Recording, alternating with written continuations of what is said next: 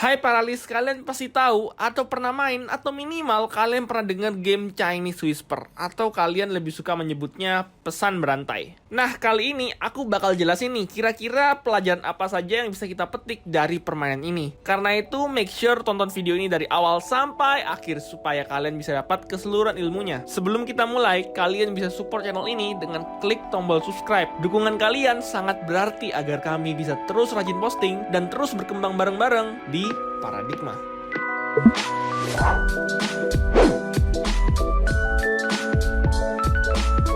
Nah, paralis, Chinese Whisper itu adalah permainan anak-anak yang populer secara internasional. Kalian ada yang pernah main gak sih? Kalau pernah, coba komen di kolom komen di bawah. Mungkin ada beberapa dari kalian yang udah tahu cara mainnya nih. But in case kalian belum tahu cara mainnya, aku mau ngasih tahu cara mainnya. Jadi, cara mainnya itu para pemain membentuk garis atau lingkaran. Terus pemain pertama dititipin pesan nih, dan dia harus bisikin pesan itu ke telinga orang kedua pada barisan selanjutnya. Nah, terus pemain kedua mengulangi pesan itu ke pemain ketiga, dan seterusnya. Waktu udah sampai di pemain terakhir harus ngumumin yang didengar ke seluruh grup. Terus dibandingin deh pesan yang didengar sama pemain terakhir dengan pesan aslinya. Nah, kenapa permainan ini disebut Chinese Whisper? Jadi ada suatu teori yang bilang kalau nama permainan ini berasal sejak saat pembuatan tembok besar China. Pada saat itu, pesan disampaikan secara lisan dari menara ke menara saat pembangunan tembok besar China. Yang dimana kita tahu sendiri, kalau bahasa Cina itu susah untuk dimengerti dan dipelajarin. Selain Chinese Whisper, permainan ini juga dikenal dalam bahasa Inggris sebagai Russian Scandal, Russian Gossip, dan Russian Telephone. Terus apa sih tujuan permainan ini? Tujuan dari permainan ini sebenarnya untuk menyampaikan pesan tanpa jadi kacau di sepanjang permainan. Jadi pesannya harus tetap akurat.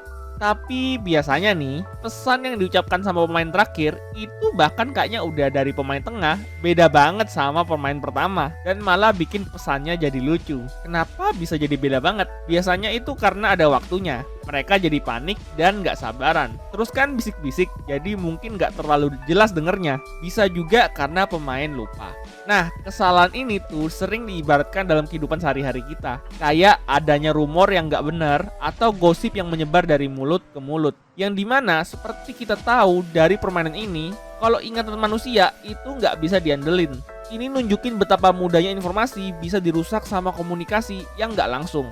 Jadi ya kita nggak boleh menelan mentah-mentah informasi yang ada. Dan kadang informasi yang beredar itu nggak sesuai dengan faktanya. Karena itu kita harus mencari terlebih dahulu faktanya.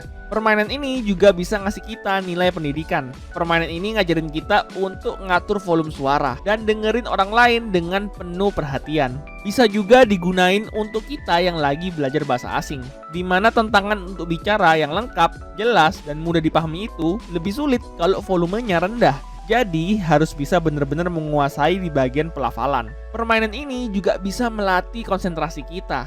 Karena dalam permainan ini, kita harus mengingat-ingat kata yang diberikan untuk disampaikan ke orang lain. Selain itu, permainan ini juga bisa ngelatih kerjasama. Karena kan permainan ini berkelompok, jadi butuh kerjasama untuk berhasil. Next, permainan ini juga bisa ngembangin komunikasi nih. Karena di permainan ini kan melibatkan orang lain. Jadi waktu bermain, kita harus berkomunikasi dan berinteraksi dengan orang lain. Nah, paralis, permainan Chinese Whisper atau pesan berantai ini emang kedengarannya cukup simple ya. Walaupun simple, tapi sebenarnya permainan ini dalam banget maknanya. Dan banyak banget hal yang bisa kita pelajarin dari sini.